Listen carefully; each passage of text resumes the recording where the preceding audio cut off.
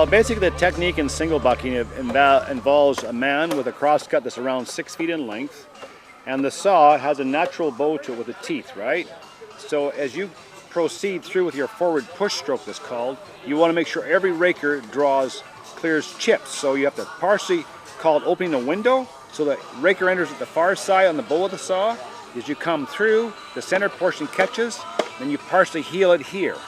You draw back with the heel down fairly firm on the wood to close that window, the center, then partial tip up at the end to create a window here for your far teeth to cut as you progressively pull the saw through the wood.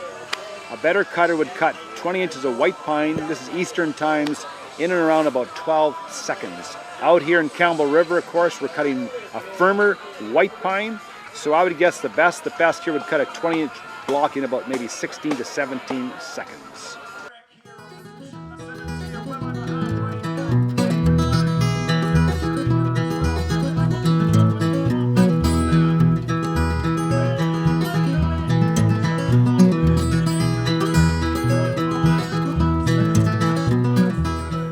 Chop springboard holes in the sides of the tree about 5 feet above the ground. Cut a couple lengths of 2x8 rough lumber about 5 feet long. On one end, we shaped the board sort of round. On one side, we nailed a horseshoe with the toe cleat facing up, away from the board. The new boards, called springboards, were stuck in the holes we had chopped in the sides of the tree. Then, getting up on these boards, we started to saw the undercut on the side we wanted the tree to fall. After we had sawed for about a half an hour, we would be in the tree about a foot.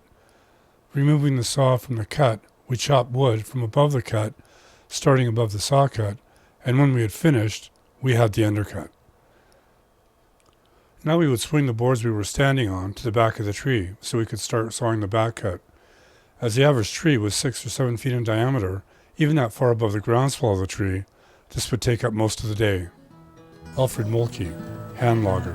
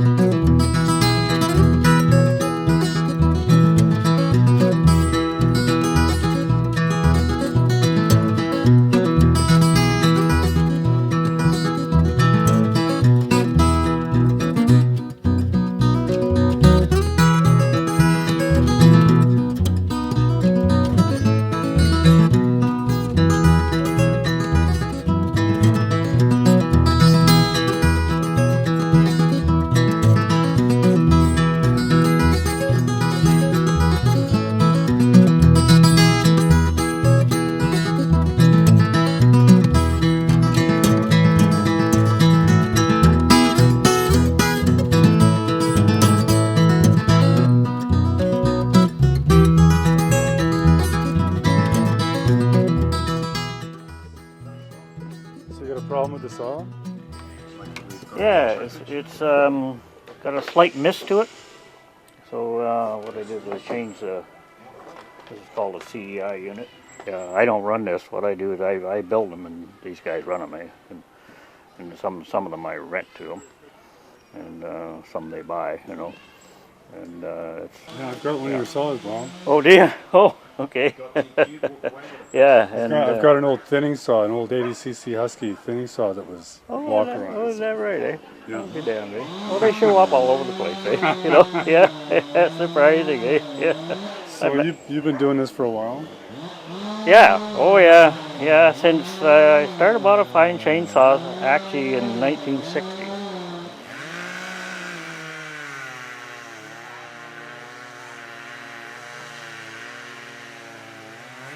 Go!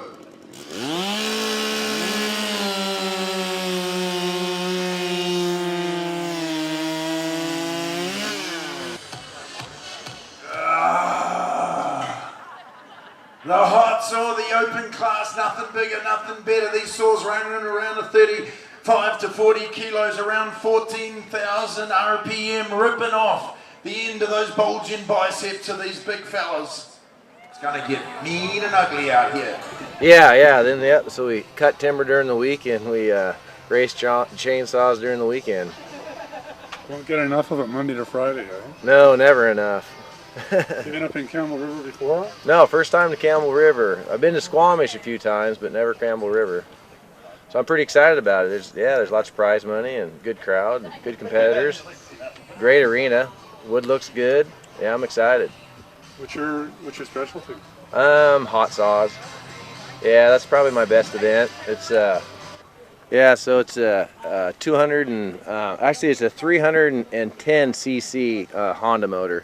It's got a 250 bottom end and a 310 cc top end.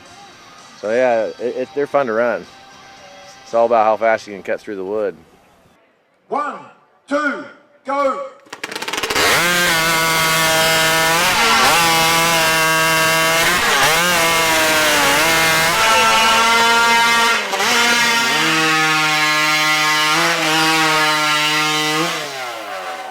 Godfather shows you how it's done once he gets the saw started. He'll shake his head though because he knows. Saw's on the ground, hands on the wood. Timer's ready. Competitor ready. 1, 2, go!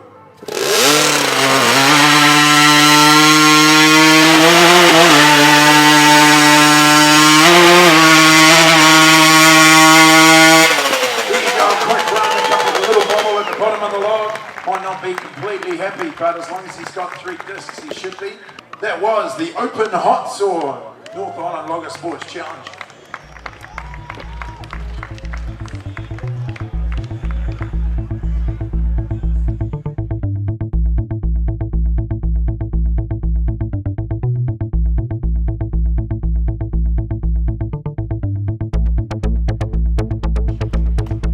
We've got timers on 1.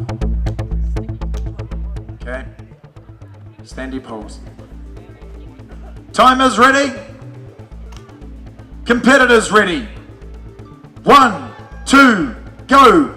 Here they go now, ripping it for you. You're gonna see nothing better than this. This is the best in the world right here with Wade Stewart and Sterling Hart. Sterling already up to the 60-foot mark, and there he goes. He'll hit the 80, and that's when you're gonna roar. Down they come. My goodness, it's all over Red Rover. Down he comes, Wade Stewart. What a brilliant time for turbulence. And we got some. World champion speed climber Sterling Hart. One of your very own from Canada. So quick, girls, you don't want to date him. And Wade Stewart, the salt and pepper shaker, coming out of retirement, and what a good sport. He's taught Sterling everything he knows, and in the latter part, Sterling started teaching him a thing or two. You will not see any better than that in the world. Standy logs. Timers ready. Competitors ready. 1, 2, go. We've had a little bit of a change up there. Brad Levy led, Troy Lambert are on position 4, having a good run at it already, halfway through their block. The young fella here. I'm a woods foreman for Western Forest Products Holberg Division. Grew up there in a logging camp, so this whole logger sports is near and dear to my heart. I grew up out there watching the logger sports competitions come and go every year, and just with some of the smaller logging camps like that shutting down over the years. A lot of the shows that used to be really big have kind of moved into the cities like this, so it's nice to come and visit some of the loggers and the competitors. Ripping right into it now, halfway through to almost through the bottom of their block already. Bowser. Paul McNeil. There's their answer. A good cut. Saws on the ground, hands on the wood. Timers ready. Competitors ready. 1, 2, go. It's an event with about 4 inches of alder, and it's all to do with the size and the timing, and then at the end you have to balance all your your pieces on top of a post, and that can be the hardest part. It's a challenging event for sure. It shows off a lot of the skill in running a chainsaw. And oh, Brad L calls the time early. He'll be happy with that for sure. Wins his heat. Now it's down to the tape measure and Judge Judy. Like I said, we'll see what he's got to say. Times are recorded.